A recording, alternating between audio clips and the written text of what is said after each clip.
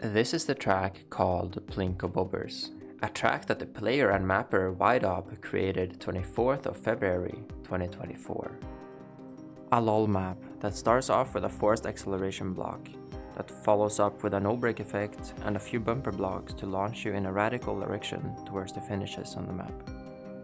The difficult task on this particular track is that you have to find a strategy on how to get past the big obstacle placed in the middle of the track.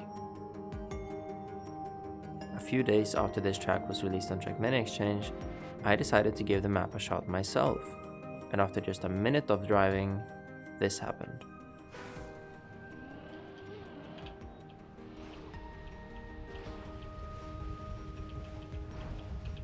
Why do people cheese their own map and not just fix them?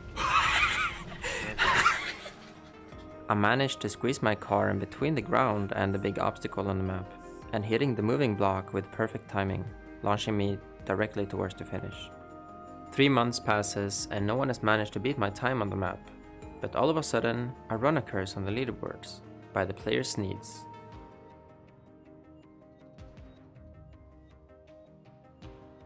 Hitting the ledge and travels over the wall and managed to beat my time by only 0.13 of a second.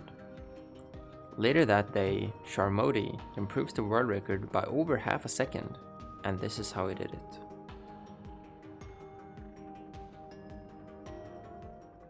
Something is not right here. How does this run end up being so fast? There is actually a key information that we have missed on this map. There has been placed finishes under each hole on the map, in case you manage to land in a specific spot where you would normally just fall into nothingness. Now after knowing this information, this clip will make a lot more sense.